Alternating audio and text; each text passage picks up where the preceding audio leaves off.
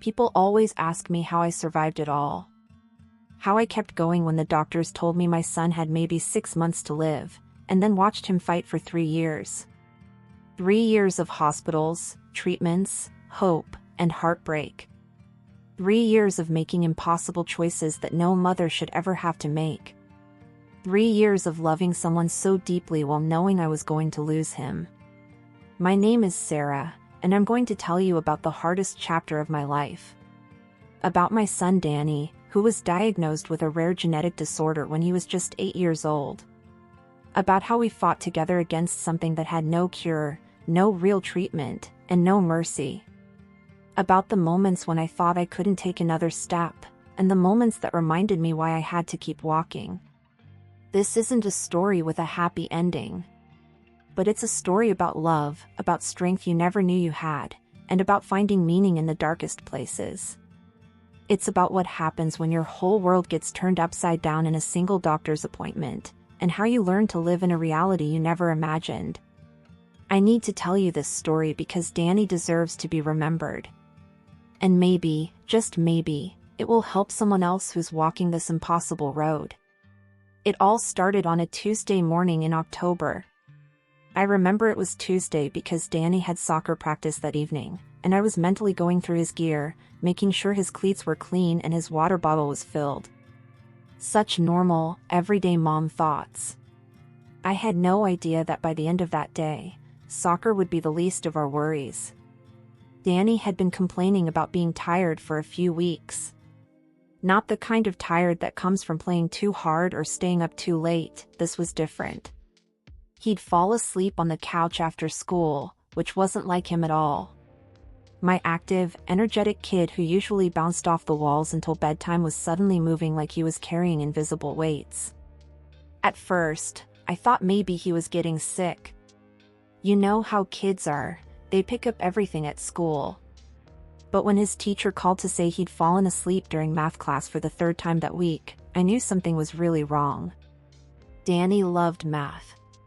He was the kid who did extra problems for fun. The pediatrician's office smelled like antiseptic and fear. I sat in that tiny room with Danny on the examination table, his legs swinging back and forth, still trying to be my brave little boy.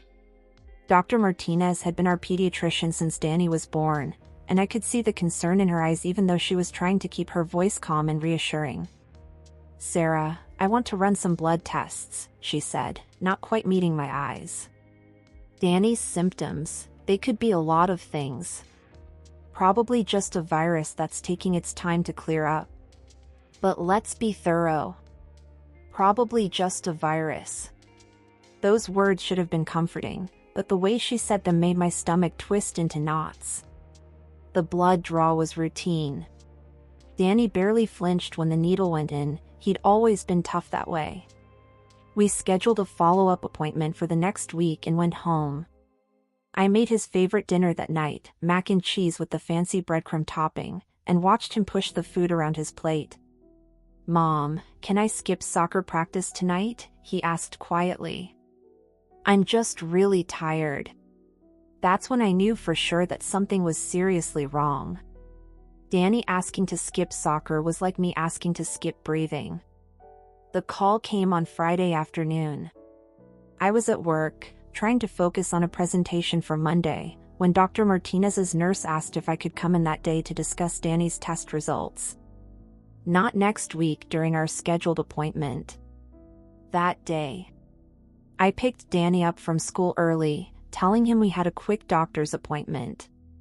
He didn't ask why, just climbed into the car and rested his head against the window. The 20-minute drive felt like hours. Dr. Martinez's office felt different this time.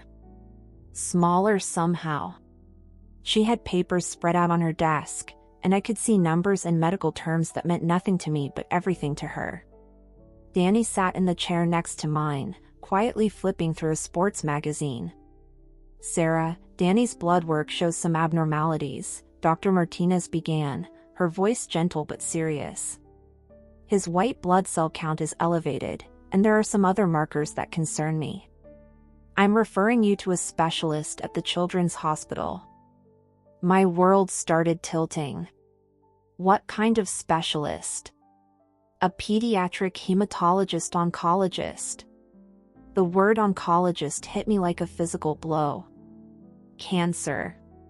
She was talking about cancer. My 8-year-old son and cancer in the same sentence. But it could be other things, right? I managed to ask, my voice sounding far away even to myself. Not necessarily that. Let's not jump to conclusions, she said, but her eyes told a different story. Dr. Chin is excellent. She'll run more tests and give us a clearer picture. I nodded, trying to process what she was saying while keeping my face calm for Danny. He was still reading his magazine, completely unaware that our lives had just changed forever. The drive home was silent except for the radio playing quietly in the background. Danny dozed in the passenger seat, and I kept glancing over at him, memorizing his face. His dark hair falling over his forehead, the tiny scar on his chin from when he fell off his bike last summer, the way his eyelashes looked against his cheeks when he slept. That night, after Danny went to bed, I sat at my kitchen table with my laptop and made the mistake of Googling pediatric blood disorders. The words on the screen blurred together as tears filled my eyes. Leukemia. Lymphoma. Genetic disorders with names I couldn't pronounce and survival rates I couldn't bear to read. I closed the laptop and walked to Danny's room. He was sleeping peacefully, his stuffed elephant tucked under his arm. I stood in his doorway and made a promise to him and to myself. Whatever this was, whatever we were facing, I would fight it with everything I had. I would be strong enough for both of us. I had no idea what that promise would cost me. No idea about the choices I'd have to make, the battles I'd have to fight, or the person I'd have to become. All I knew was that my son needed me, and I would not let him down. The appointment with Dr. Chin was scheduled for the following Wednesday. 5 days away. 5 days of pretending everything was normal while my world crumbled beneath my feet. 5 days of watching Danny get a little more tired, a little more pale, while I smiled and told him everything was going to be okay. But deep down, I already knew that nothing would ever be okay again. Not in the way it used to be. Our family of 2 was about to enter a war we never saw coming, and I was terrified we weren't going to win. Those 5 days waiting for Dr. Chen's appointment were the longest of my life. I tried to keep everything normal for Danny, but normal felt like a lie I was telling both of us. I packed his lunches, helped with homework, tucked him in at night, all while this terrible fear was eating me alive from the inside. Danny seemed to sense something was wrong, even though I thought I was hiding it well. Kids are smarter than we give them credit for. On Tuesday night, the day before our appointment, he climbed into my bed around midnight. "Mom, are you scared about tomorrow?" he asked in that small voice he used when he was worried. I pulled him close, breathing in the smell of his shampoo. "A little bit, buddy. But whatever happens, we'll handle it together, okay?"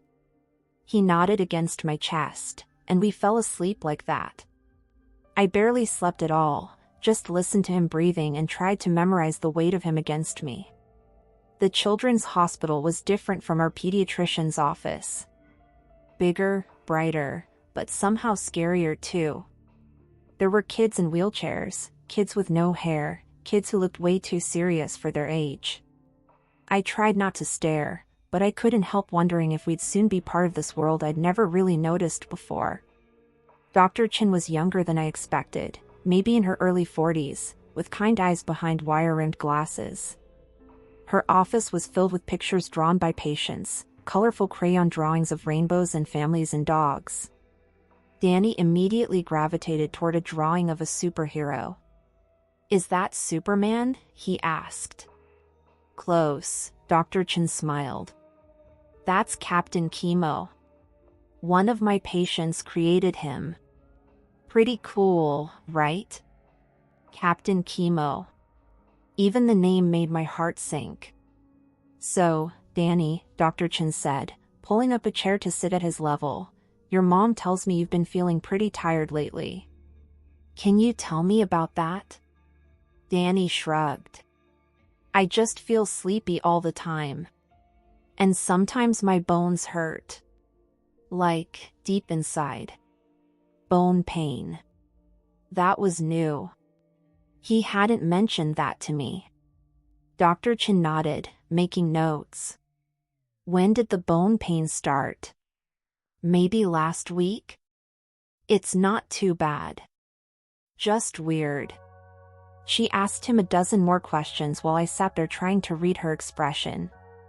She had a good poker face, but I caught the slight frown when Danny mentioned the bone pain, the way she wrote a little faster when he said he'd been getting bruises he couldn't remember getting.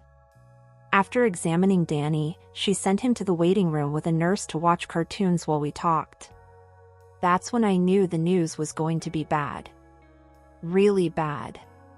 Sarah, I need to be direct with you, Dr. Chin said, sitting across from me. Based on Danny's blood work and his symptoms, I'm very concerned that he has a form of leukemia. The word hit me like a sledgehammer. I'd been preparing myself to hear it, but nothing could have prepared me for how it actually felt. But we need to do more tests to be sure and to determine exactly what type we're dealing with, she continued. I want to admit Danny today for a bone marrow biopsy and some additional blood work. Today? My voice came out as a whisper. I'm sorry, I know this is overwhelming. But the sooner we know exactly what we're dealing with, the sooner we can start treatment. Treatment. She said it so matter-of-factly, like it was a given that there would be treatment, that there was hope. I clung to that word. What are his chances? I managed to ask. Dr. Chin was quiet for a moment. Let's get the test results first. But I want you to know that we've made incredible advances in treating childhood leukemia. Many kids go on to live completely normal lives. Many kids.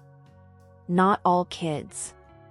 The ones she didn't mention hung in the air between us. I called my boss and told her I wouldn't be in for the rest of the week. Maybe longer. I called my sister in another state and barely got the words out before I started crying. She said she'd drive down the next day. Explaining to Danny that he needed to stay in the hospital was one of the hardest conversations I've ever had. He took it better than I expected, probably because he was feeling so awful that the idea of doctors helping him sounded good. Will I miss school tomorrow? He asked. Probably a few days, buddy. Cool. I hate that math test on Thursday anyway. He was trying to be brave, but I could see the fear in his eyes. 8 years old and trying to be strong for his mom. It broke my heart. The pediatric oncology ward was a strange mix of cheerful and heartbreaking. The walls were painted with bright murals, but the kids walking the halls with 4 poles told a different story. There were teenagers with scarves covering their bald heads, parents who looked like they hadn't slept in weeks, and an atmosphere of forced cheerfulness that felt like trying to smile through tears. Danny's room had a view of the parking lot and a TV mounted on the wall. He immediately found the cartoon channel while I tried to process that this was our life now. This sterile room with the hospital bed and the call button and the smell of disinfectant was where we'd be spending the next few days. Maybe longer. The bone marrow biopsy was scheduled for the next morning. Dr. Chin explained the procedure to both of us, using simple words that made it sound less scary than it was. They'd give Danny medication to make him sleepy, then take a small sample from his hip bone to examine under a microscope. It'll be over before you know it, she promised. That night, I slept in a reclining chair next to Danny's bed. The hospital never really gets quiet, there are always machines beeping, footsteps in the hallway, muffled conversations at the nurse's station. But somehow, listening to Danny's steady breathing helped me find a few hours of restless sleep. The next morning came too soon. Danny was nervous about the procedure, asking questions I didn't have answers to. Will it hurt? How long will it take? When can we go home? I don't know, buddy, I said, smoothing his hair back from his forehead. but I'll be right here when you wake up." They wheeled him away on a stretcher, looking so small under the white hospital blanket. I wanted to run after them, to tell them to wait, that we'd changed our minds, that we were going home. Instead, I sat in the family waiting room and stared at the clock on the wall. 2 hours later, Dr. Chen found me there. Her expression was serious, and I knew before she said a word that our worst fears were confirmed. "Sarah, the biopsy results show that Danny has acute lymphoblastic leukemia. All, we call it." The room started spinning. Is that the worst kind? Actually, all is the most common type of leukemia in children, and we've had good success treating it. But Danny's case is complicated by some genetic factors that make it more aggressive than typical all. More aggressive. Complicated genetic factors. The medical terms felt like foreign language. What does that mean for Danny? It means we need to start treatment immediately, and it's going to be intensive. We're looking at about 3 years of chemotherapy, with the first few months being the most difficult. 3 years. Danny would be 11 when it was over. If it worked. Dr. Chen, I need you to tell me the truth. What are his real chances? She was quiet for a long moment, and I appreciated that she wasn't going to sugarcoat it. With the genetic complications, Danny's 5-year survival rate is about 60%. But those are just statistics, Sarah. Every child is different. Some kids with worse odds than Danny's beat this thing completely. We're going to fight this with everything we have. 60%. That meant 40% didn't make it. I felt like I was drowning. Can I see him?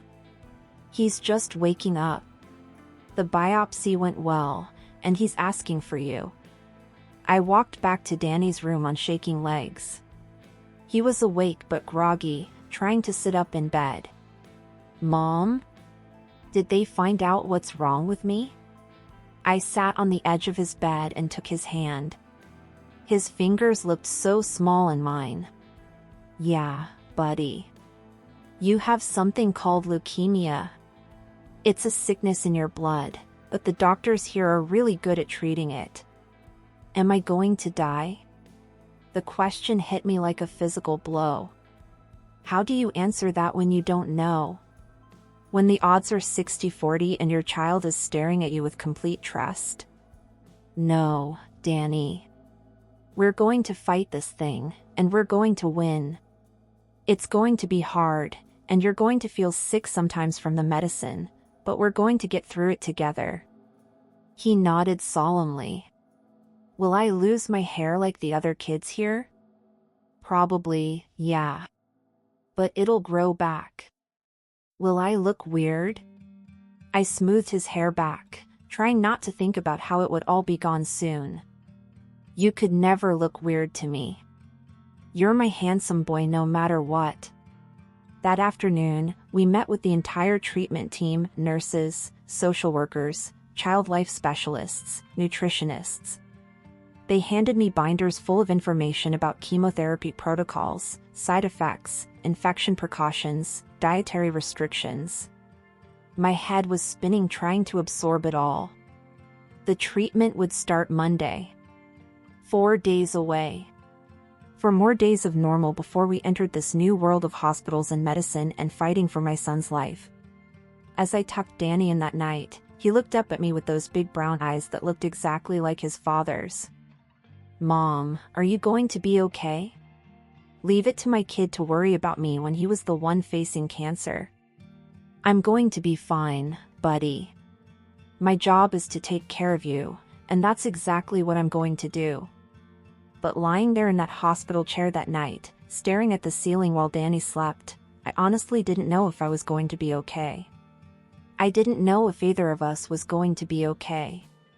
All I knew was that on Monday, we were going to start the fight of our lives. Monday morning came like a freight train I couldn't stop. Danny woke up early, nervous energy making him fidget with his hospital bracelet. Today was the day we'd start chemotherapy, and neither of us really knew what that meant beyond the medical explanations we'd been given. "Will it hurt, Mom?" he asked for probably the 20th time as we waited for the nurses to set up his four. "I don't know, buddy. But if it does, we'll figure out how to make it better, okay?" The pediatric oncology unit had a different feel on treatment days. More serious, more focused. The nurses moved with purpose, checking and double-checking medications, while parents like me sat in chairs beside hospital beds, trying to look calm while our world spun out of control. Danny's first chemotherapy cocktail was a combination of drugs with names I couldn't pronounce. Vincristine, prednisone, asparaginase, methotrexate. The nurse, Jenny, explained each one as she hung the 4 bags, but honestly, I stopped listening after the third potential side effect. Hair loss, nausea, increased infection risk, mood changes, bone pain, liver damage. The list went on and on. The good news, Jenny said with practiced cheerfulness, is that kids tend to handle chemo better than adults. Danny's young and strong.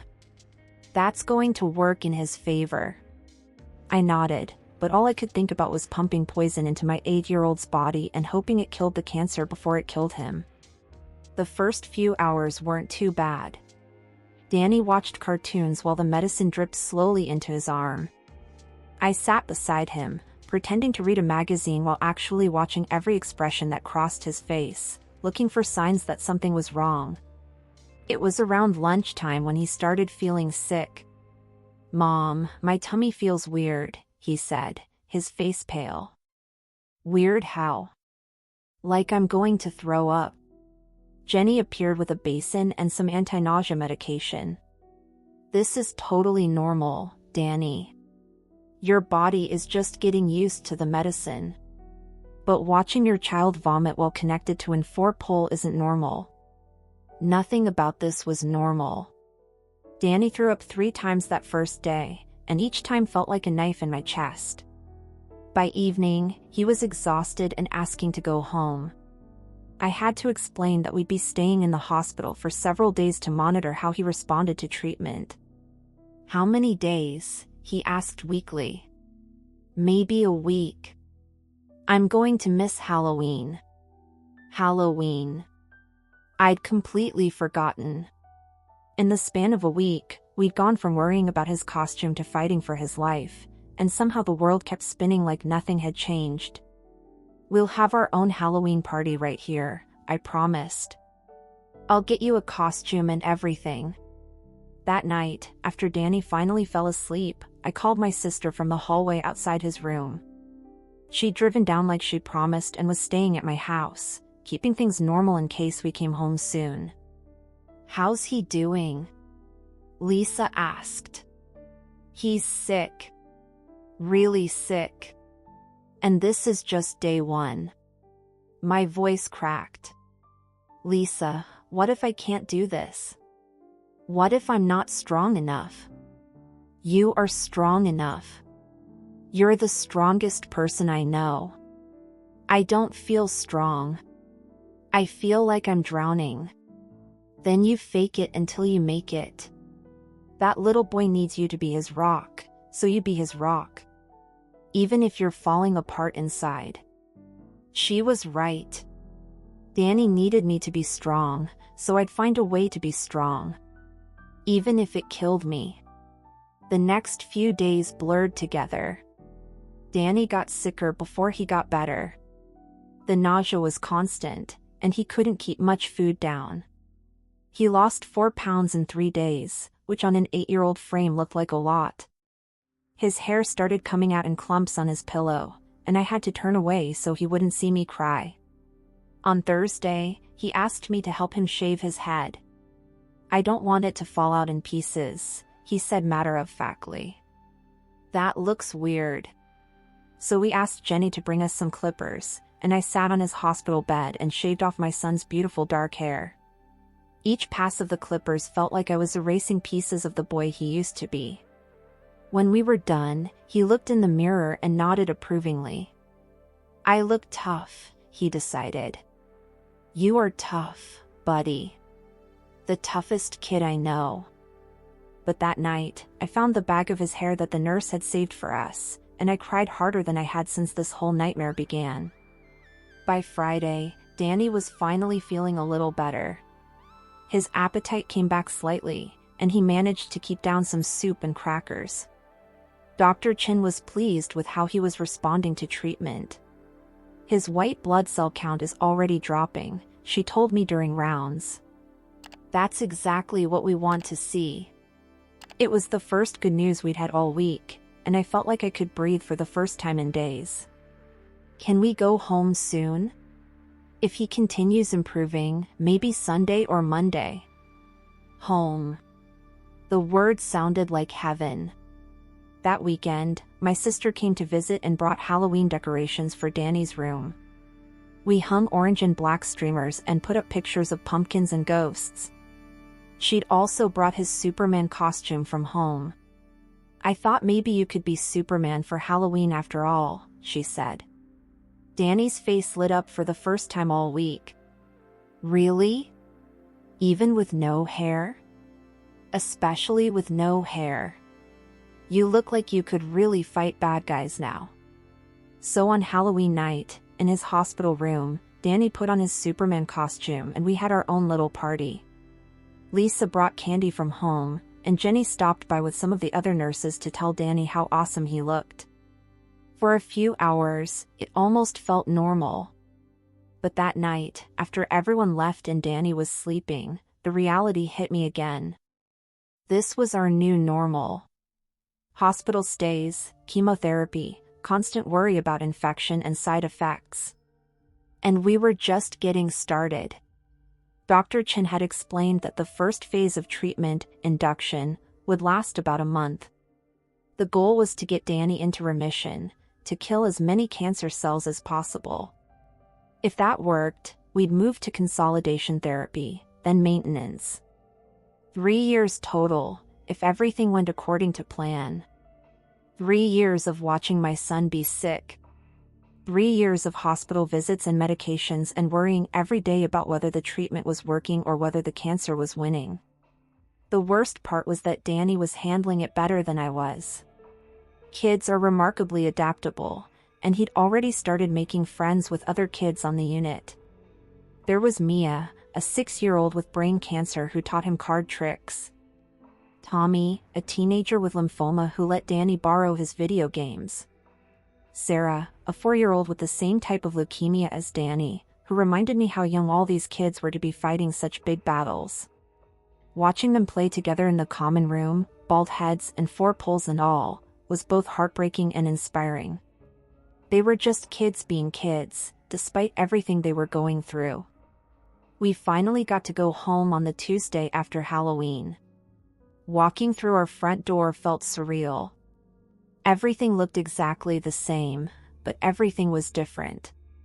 The house felt too quiet, too normal after the constant activity of the hospital. Danny was tired and still nauseous, but happy to be in his own bed. I tucked him in that first night at home and realized I was terrified to leave him alone. What if something happened? What if he got sicker and I didn't notice? "Mom, you okay?" he asked, seeing me hovering in his doorway. "Just making sure you have everything you need." "I'm okay. You can go to sleep." But I didn't sleep much. I kept getting up to check on him, to make sure he was breathing, that he wasn't running a fever, that he seemed okay. The hypervigilance was exhausting, but I couldn't turn it off. The next few weeks fell into a routine. Clinic visits twice a week for blood draws and medications. Daily pills at home, steroids that made Danny hungry and moody, antibiotics to prevent infection, anti-nausea medication that helped but didn't eliminate the constant queasy feeling. I took a leave of absence from work. There was no way I could maintain my job and take care of Danny properly. The family medical leave would cover part of my salary for a while, but I tried not to think about what would happen when that ran out. Money was going to be a problem. Even with insurance, the medical bills were staggering. Co-pays, medications, parking fees at the hospital, it all added up faster than I'd imagined. But that was a worry for another day. Today was about getting Danny through treatment. 3 weeks into the first phase, we got the news we'd been hoping for. Danny's bone marrow biopsy showed that he was responding well to treatment. His blast cell count, the cancer cells, had dropped dramatically. "This is exactly what we wanted to see," Dr. Chen said, smiling for the first time since I'd met her. "If we can get him into complete remission by the end of induction, his long-term prognosis improves significantly." Hope.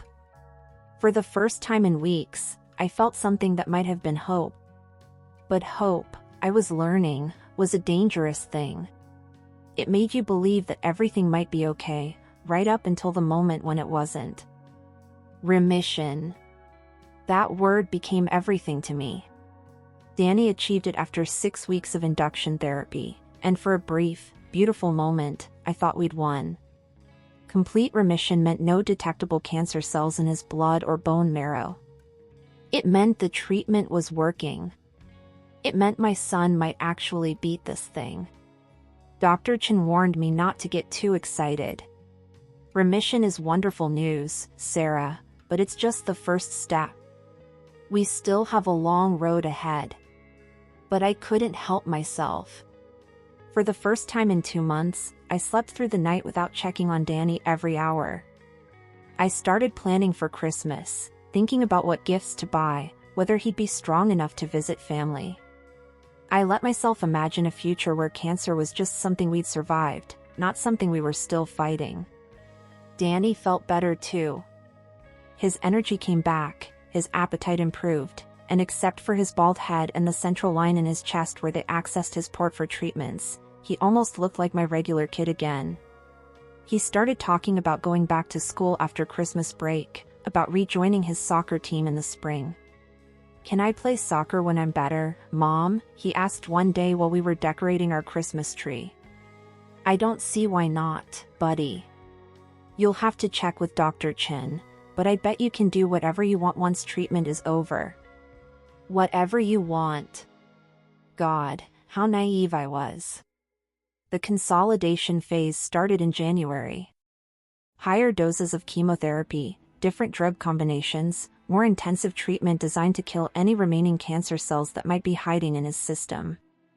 Danny handled it better than expected at first. Some nausea, fatigue, but nothing like those early weeks. We settled into a routine. 3 days a week at the clinic, treatments that took most of the day. Danny would bring homework or books, and I'd sit beside him working on my laptop.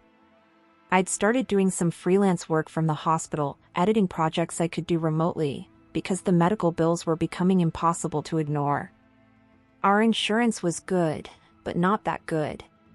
The co-pays alone were running about $1,000 a month, and that didn't include prescriptions or the specialized medications Danny needed. I'd started a medical fundraising page online, which felt humiliating but necessary. Friends and family donated what they could, but it wasn't enough. I sold my car and bought an older one. I canceled cable, cut every expense I could think of. When that wasn't enough, I started selling things. My grandmother's jewelry, furniture we didn't absolutely need, anything with value. Each sale felt like giving up pieces of our old life, but if it meant keeping Danny in treatment, I'd sell everything we owned. It was in March, about 2 months into consolidation, when everything started falling apart. Danny woke up one morning complaining of a headache. Not unusual, headaches were a common side effect of his medications.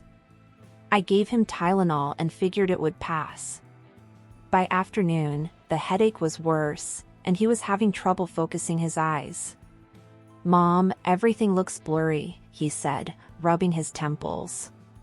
I called the clinic immediately. They told us to come in right away. The CT scan showed what Dr. Chen called concerning changes in Danny's brain. Swelling that might be related to his treatment, or might be something worse. They admitted him for observation and more tests. What kind of worse? I asked, though I dreaded the answer. Sometimes leukemia cells can cross the blood-brain barrier and spread to the central nervous system. We call it CNS relapse. Relapse. The word hit me like ice water. But he's in remission. His blood work has been perfect. Remission in the blood doesn't always mean remission everywhere else. We need to do a lumbar puncture to check his spinal fluid. Another spinal tap. Another procedure with Danny scared and asking questions I couldn't answer. I held his hand while they inserted the needle into his spine, both of us pretending to be braver than we felt. The results came back the next day. Leukemia cells in his spinal fluid. CNS relapse. The cancer had found a way to hide from the chemotherapy and spread to the one place it was hardest to treat. What does this mean? I asked Dr. Chin, though her expression had already told me it wasn't good. It means we need to change our approach. CNS involvement makes Danny's case much more complicated. We'll need to start cranial radiation in addition to intensifying his chemotherapy. Radiation. They wanted to radiate my son's brain. What are the side effects? Dr. Chin was quiet for a moment. Immediate effects include fatigue, nausea, hair loss in the radiated area. Long-term, there can be cognitive effects. Learning disabilities, memory problems, growth delays. We try to minimize these, but my son might survive cancer only to have his brain damaged by the treatment that saved him. What happens if we don't do the radiation? Without treatment, CNS leukemia is fatal. Usually within a few months. So radiation might hurt him, but no radiation would definitely kill him. Some choice. The next few weeks were the hardest yet. Daily radiation treatments that left Danny exhausted and nauseous.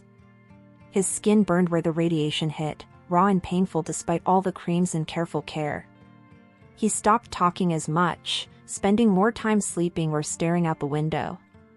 Does your head hurt, buddy? I'd ask. Not really. I just feel tired. Really, really tired. I watched my bright, energetic son become a shadow of himself. The radiation was working, his spinal fluid cleared after 3 weeks, but it was taking pieces of him with it. He struggled to remember things that used to be easy.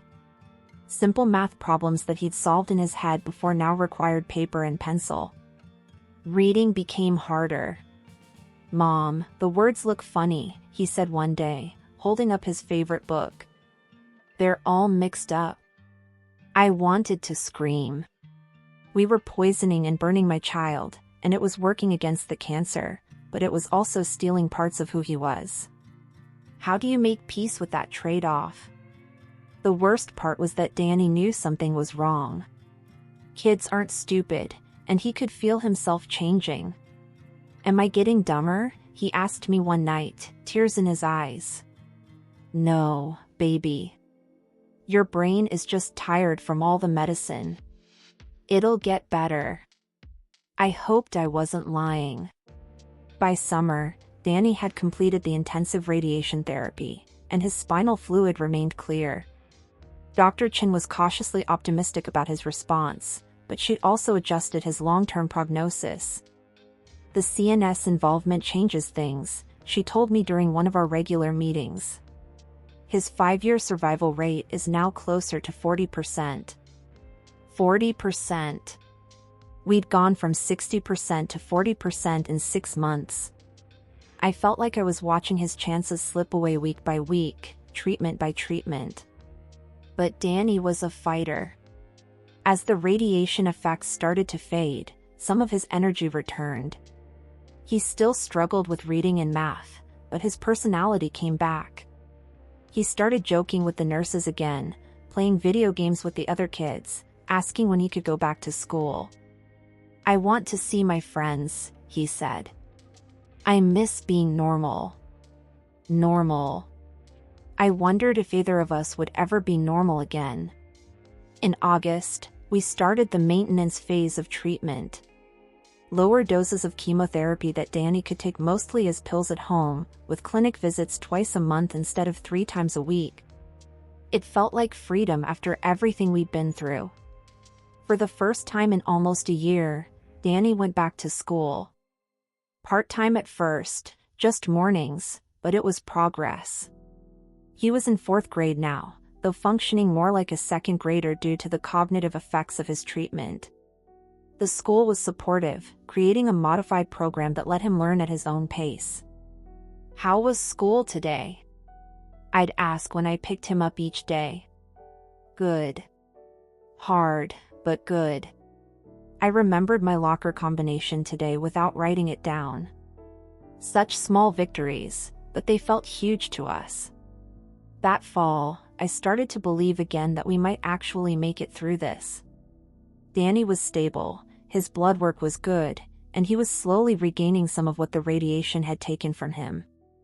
We had 2 more years of maintenance therapy ahead, but it felt manageable compared to what we'd already survived. I should have known better than to get comfortable. I should have remembered that cancer doesn't follow rules or respect hope or care about the plans you make. It was October, almost exactly a year after Danny's first diagnosis, when he woke up with a fever. Not a high fever, just enough to make him feel lousy. In any other kid, it would have meant nothing. In Danny, with his compromised immune system, it meant an immediate trip to the hospital. His blood work showed that his white blood cell count was climbing again. Not dramatically, but enough to worry Dr. Chen. "We need to do another bone marrow biopsy," she said. "But he's been doing so well," I protested. "His monthly labs have been perfect." "I know. But leukemia can be tricky. Sometimes it comes back gradually, and we need to catch it early if it does." The biopsy results came back 3 days later. Blast cells in his bone marrow. Not many, but they were there. After 10 months of remission, Danny was relapsing. "What does this mean?" I asked, though I was pretty sure I already knew. "It means the leukemia has developed resistance to his current treatment. We need to try a different approach." Different approach. That was doctor speak for the treatment that almost killed him the first time didn't work, so now we try something that might actually kill him. What are his options? Dr. Chen looked tired. We'd been fighting this together for a year, and I could see the weight of it on her face. "There's an experimental protocol that's shown promise in relapsed pediatric ALL. It's aggressive, and there are significant risks, but it might be his best chance." Experimental. Aggressive. Significant risks. Best chance. I looked at Danny, sleeping in his hospital bed with his stuffed elephant tucked under his arm. He was 9 years old. He should have been worried about homework and soccer practice and whether he'd get the toy he wanted for Christmas. Instead, we were talking about experimental treatments and significant risks and whether this might be his best chance to live. What happens if we don't try the experimental treatment? Without treatment, relapsed leukemia typically progresses quickly. Weeks to months. Weeks to months. My son had weeks to months to live without this experimental treatment that might kill him anyway. I signed the consent forms that night while Danny slept. Pages and pages of potential side effects, complications, and warnings about what this treatment might do to him. But the alternative was watching him die, and I wasn't ready to do that. Not yet. Maybe not ever. The experimental protocol had a name that sounded more like a military operation than a medical treatment: CAR T-cell therapy. They would take Danny's own immune cells, reprogram them in a laboratory to recognize and attack his cancer, then put them back into his body like tiny guided missiles. It sounded like science fiction, but Dr. Chen explained it with the kind of cautious hope I'd learned to be wary of. "The early results have been promising," she said. About 70% of kids with relapsed all respond to CAR T therapy. But Sarah, I need you to understand, this isn't without significant risks. 70%. After hearing 40% for so long, 70 felt like winning the lottery. What kind of risks? The treatment can cause severe inflammatory reactions. Cytokine release syndrome, we call it. Danny's immune system could essentially go into overdrive, attacking not just the cancer, but healthy tissue too. In extreme cases, it can cause organ failure. Organ failure. My 9-year-old son could die from the treatment meant to save him. But if we don't try it? Without treatment, I'd estimate Danny has maybe 3 months. 3 months versus a chance at 70% survival. When you put it like that, there wasn't really a choice. The process would take several weeks. First, they had to harvest Danny's T cells through a procedure called leukapheresis. Then those cells would go to a specialized laboratory where they'd be genetically modified. While we waited for his cells to be ready, Danny would need chemotherapy to prepare his body for the treatment. More chemo. More poison pumped into his already weakened system. But this time felt different somehow. More desperate. Like we were placing all our chips on one final bet. Danny took the news better than I did, like he had with everything else throughout this nightmare. So basically, they're going to turn my own body into a superhero to fight the bad guys, he said after Dr. Chen explained the treatment in kid-friendly terms. That's exactly right, she smiled. Your cells are going to become the superheroes. Cool. Can I name them? Even facing experimental treatment, my son was still trying to make it into a game. I don't know where he got that strength, but I was grateful for it every day. The leukapheresis took 4 hours. Danny lay in a hospital bed while his blood was drawn out through one arm, run through a machine that separated out his T cells, and then returned to his body through the other arm. He watched movies and ate popsicles while his potentially life-saving cells were collected in a small bag that looked completely ordinary. That's it? He asked when they were done. Those cells in that little bag are going to cure me? We hope so, buddy, I said, though hope felt like a dangerous word by then. While his cells were being modified in the lab, Danny went through a week of preparatory chemotherapy that left him sicker than he'd been in months. The goal was to wipe out his existing immune system to make room for the modified cells, but it also left him vulnerable to every virus and bacteria in the world. We spent that week in isolation in the hospital. No visitors except immediate family. Everyone who entered his room had to wear masks and gowns, and I watched him get thinner and weaker by the day. The boy who used to bounce off the walls could barely sit up without help. I don't feel good, Mom, he whispered one night, his voice so quiet I had to lean close to hear him. I know, baby. Just a few more days, and then we'll put the superhero cells back in, okay? What if they don't work? It was the question I'd been dreading, the one I'd been asking myself every night when I couldn't sleep. Then we'll figure out something else. We always do, right? He nodded, but I could see the fear in his eyes. 9 years old, and he understood better than anyone how precarious his situation was. The day they infused his modified T cells back into his body was supposed to feel momentous, but it was surprisingly ordinary. The cells came in a small 4 bag, just like any other medication he'd received over the past year. The actual infusion took less than an hour. That's it? I asked the nurse. That's it. Now we wait and see how his body responds. Waiting was the hardest part. For the first few days, nothing happened. Danny felt weak from the preparatory chemo, but otherwise seemed stable. I started to worry that the treatment wasn't working, that those expensive, experimental cells weren't doing anything at all. Then, on day 4, Danny spiked a fever of 104. This could be cytokine release syndrome, Dr. Chen told me as they moved Danny to the intensive care unit. His modified T cells might be working, but his body is having a strong inflammatory response. His fever climbed to 105 despite medications. His blood pressure dropped. His breathing became labored. For 12 hours, I sat beside his ICU bed watching machines breathe for my son and wondering if we'd made a terrible mistake. Is he going to die? I asked Dr. Chen during one of her frequent check-ins. We're doing everything we can, she said, which wasn't really an answer. That night was the longest of my life. Danny was unconscious, sedated and on a ventilator, while his body fought a war I couldn't see. All I could do was hold his hand and talk to him, hoping he could hear me somewhere beneath all the medications. You have to fight, Danny, I whispered. Those superhero cells are in there fighting for you, but you have to help them. You have to want to get better. On day 6, his fever broke. His blood pressure stabilized.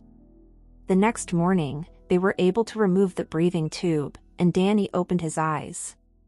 Mom, he croaked, his voice hoarse from the ventilator. I'm here, baby. I'm right here. Did the superhero cells win? I didn't know yet, but I squeezed his hand and smiled. I think they're winning, buddy. The blood work over the next week confirmed what we'd hoped. Danny's blast cell count was dropping rapidly. The CAR T cells were working, attacking, and destroying the leukemia cells throughout his body. For the first time in months, his bone marrow showed no signs of cancer. It's early yet, Dr. Chen cautioned, but this is exactly the response we were hoping for. Danny's recovery from the treatment itself took several weeks. The cytokine release syndrome had been severe, and his body needed time to heal from the trauma. But slowly, gradually, he started getting stronger. By Christmas, 3 months after the CAR T infusion, Danny was in complete remission again. His energy was returning, his appetite was good, and for the first time since his initial diagnosis, I started to believe we might actually beat this thing. Can we have a normal Christmas this year? Danny asked while we were decorating our tree in December. What would make it normal? I want to go to Grandma's house. I want to eat too much dinner and play with my cousins and fall asleep on the couch watching movies.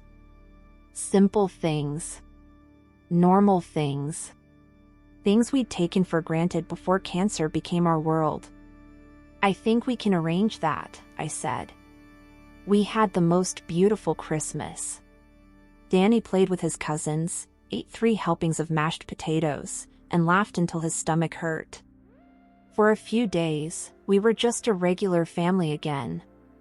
But even in the midst of that joy, I couldn't shake the feeling that it was too good to last. I'd learned not to trust hope, not to believe that remission meant cured. Cancer had taught me that good news was usually temporary. I was right to be cautious. In March, 6 months after the CAR T treatment, Danny's routine blood work showed some concerning changes. His white blood cell count was starting to climb again. Not dramatically, but enough to make Dr. Chen order another bone marrow biopsy. The results were devastating. The leukemia was back, but this time it was different. The cancer cells had somehow learned to hide from the CAR T cells. They developed what Dr. Chen called antigen escape. Essentially, they'd evolved to survive the treatment that had worked so well initially. What does this mean? I asked, though I was afraid I already knew. Dr. Chen looked exhausted. We'd been fighting this together for over 2 years now, and I could see the toll it was taking on her too. It means we're running out of options, Sarah. We could try another experimental protocol, but Danny's body has been through so much already.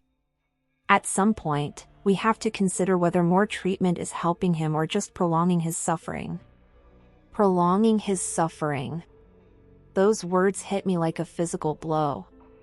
Are you saying we should stop fighting? I'm saying we need to have some difficult conversations about what Danny's quality of life looks like, and what your goals are for his care. Quality of life. Goals of care. These were the euphemisms doctors used when they started talking about letting your child die. That night, I sat in Danny's room watching him sleep. He was 10 years old now, but he looked younger somehow. The treatments had kept him small for his age, and his face still had that innocence that comes with childhood, despite everything he'd been through. How do you decide when to stop fighting for your child's life? How do you choose between hope and acceptance, between fighting and letting go? I didn't have answers to those questions. All I knew was that Danny was still here, still breathing, still my son. And as long as he was fighting, I would fight too. Even if it killed both of us. The conversation I'd been dreading for 3 years finally happened on a Tuesday afternoon in April. Danny had been feeling tired and weak for weeks, and his latest blood work showed that despite our best efforts, the leukemia was winning. "Mom, I think I'm getting sicker," he said quietly as we sat in the clinic waiting room. He was right. Even at 10 years old, Danny understood his body better than anyone. The cancer was spreading faster now, resistant to every treatment we'd tried. His energy was disappearing day by day, and the simple acts of walking across a room or eating a meal had become monumental efforts. Dr. Chen called us into her office after reviewing his latest tests. Her expression told me everything before she said a word. "Sarah, Danny, I think it's time we talked about shifting our focus from trying to cure the leukemia to making sure Danny is as comfortable as possible." There it was. The conversation every parent of a child with cancer fears but knows might come. The moment when fighting becomes cruelty, when hope becomes denial, when love means learning to let go. "Are you saying there's nothing else we can try?" I asked, my voice barely a whisper. There are still experimental options, but they would require Danny to be very sick from the treatments, and at this point, they're unlikely to extend his life significantly. They might actually make the time he has left more difficult. I looked at Danny, who was sitting quietly in his chair, processing this adult conversation about his own death with a maturity that broke my heart. "How long?" I managed to ask. "Weeks to a few months, most likely. But we can make sure he's comfortable, that he's not in pain, and that he gets to spend time doing the things that matter to him." Danny spoke up then, his voice small but clear. "I don't want to be sick anymore, Mom. I'm tired of hospitals and needles and throwing up all the time." My brave, strong boy was telling me he was ready to stop fighting. How do you process that when every instinct as a mother is to keep fighting, to never give up, to move heaven and earth to save your child? But looking at him, really looking at him, I could see the exhaustion in his eyes. 3 years of hospitals and treatments and being poked and prodded and poisoned in the name of saving his life. He was tired in a way that sleep couldn't fix. "Okay," I said, the word catching in my throat. "Okay, baby. We'll focus on making you feel better." That was the beginning of the hardest and most beautiful 6 weeks of my life. We decided to do hospice care at home. Danny wanted to be in his own room, surrounded by his things, with his stuffed animals and his books and the glow-in-the-dark stars we'd put on his ceiling when he was 5. The hospice team was amazing, nurses who came by daily, doctors who made house calls, and a social worker who helped us navigate this impossible situation. The goal was comfort and quality time. Pain medications to keep Danny comfortable, anti-nausea drugs to help him eat what he wanted, and no more blood draws or hospital visits unless absolutely necessary. For the first time in 3 years, we focused on living instead of just surviving. Danny made a list of things he wanted to do. Simple things, mostly. He wanted to have a sleepover with his best friend from school. He wanted to go to the zoo and see the elephants one more time. He wanted to plant a garden in our backyard, even though he might not be there to see it grow. We did all of it. His friend Marcus came over for a weekend, and they stayed up all night playing video games and eating pizza, just like regular kids. We went to the zoo on a warm day in May, and Danny spent an hour watching the elephants, memorizing everything about them. We planted tomatoes and sunflowers in our backyard, and Danny carefully watered each seed. "Maybe I won't see them grow up," he said as we worked together in the dirt, "but someone will. And they'll be beautiful." My 10-year-old son was teaching me about hope and legacy and finding meaning in the face of loss. We had conversations during those weeks that no parent should have to have with their child. Danny wanted to know what would happen after he died, whether it would hurt, whether I would be okay without him. "I'm scared, Mom," he admitted one night as I was tucking him into bed. "What are you scared of, buddy?" "I'm scared of leaving you alone. You've been taking care of me for so long, and then I won't be here anymore." I climbed into his narrow bed and held him close, both of us crying quietly in the dark. "Danny, taking care of you has been the greatest privilege of my life. You don't need to worry about me. I'm going to be sad, but I'm going to be okay. And I'm going to remember every single good moment we've had together. Will you tell people about me? So they don't forget? Every day, baby. Every single day." As May turned into June, Danny got weaker. He spent more time sleeping, eating less, needing help with things that used to be easy. But he was peaceful in a way he hadn't been during treatment. No more nausea from chemotherapy, no more fear about test results, no more fighting against his own body. The hospice nurse, Maria, became like family to us. She taught me how to manage Danny's medications, how to recognize when he was in pain, how to make him comfortable when breathing became difficult. She also taught me that it was okay to feel grateful for the time we'd had, even while grieving for the time we wouldn't get. "He's had 10 years, she said one afternoon while Danny was napping. "That's 10 years of birthday parties and Christmas mornings and bedtime stories. 10 years of I love you and goodnight kisses. Some kids don't get that much time." She was right, but it still felt like nowhere near enough. On a Sunday morning in mid-June, Danny woke up more tired than usual. He could barely keep his eyes open, and his breathing was shallow and labored. Maria came over and confirmed what I already knew: we were approaching the end. "Today?" I asked her quietly while Danny dozed. "Maybe today. Maybe tomorrow. But soon." I called my sister, who drove down immediately. I called Marcus's mom and asked if he wanted to come say goodbye. I called Dr. Chin, who came to the house that evening just to sit with us for a while. That last night, I climbed into Danny's bed and held him while he slept. His breathing was slow and peaceful, and every once in a while he'd murmur something in his sleep. Once, I heard him say, "The superhero cells did their best, Mom." Even at the end, he was trying to comfort me. Danny died on Monday morning, June 18th, with the early summer sunshine streaming through his bedroom window. I was holding his hand, telling him how much I loved him, when his breathing simply stopped. It was peaceful, quiet, nothing like the dramatic death scenes in movies. One moment he was there, and the next moment he wasn't. Maria helped me understand what to do next. Phone calls to make, arrangements to handle, people to notify. But first, she let me sit with Danny for as long as I needed, to say goodbye in my own time and way. I stayed with him for 2 hours, holding his hand and talking to him about everything and nothing. I told him about the sunflowers that were already sprouting in our garden. I thanked him for teaching me what real courage looked like. I promised him that I would find a way to keep going, even though I couldn't imagine how. The funeral was beautiful. Dr. Chin spoke about Danny's bravery and how he'd inspired everyone who knew him. Marcus read a story Danny had written in 3rd grade about a superhero who saved the world by being kind to everyone.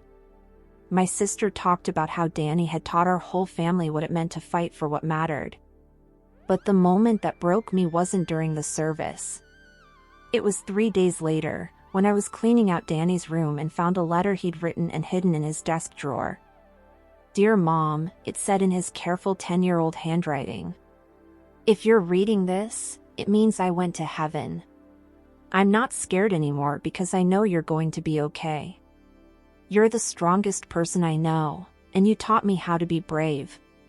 Thank you for taking such good care of me and for never giving up, even when things got really scary.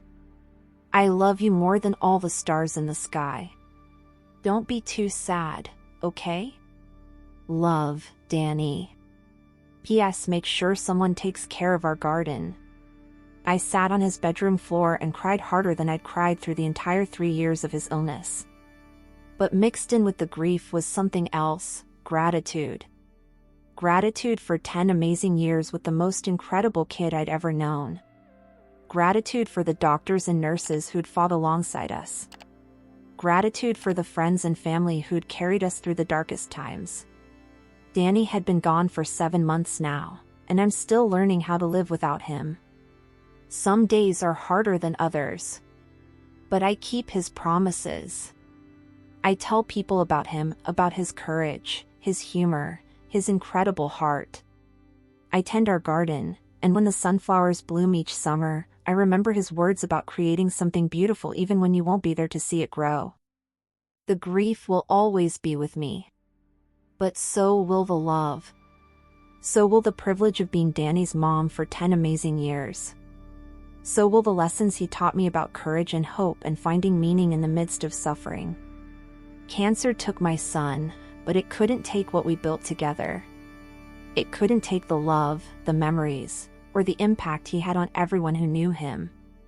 In the end, maybe that's what victory looks like: not beating the disease, but refusing to let it define or diminish the love that remains. Danny fought for 3 years, and in his own way, he won. He lived fully, loved completely, and left the world a little bit better than he found it. That's not a bad legacy for 10 years of life.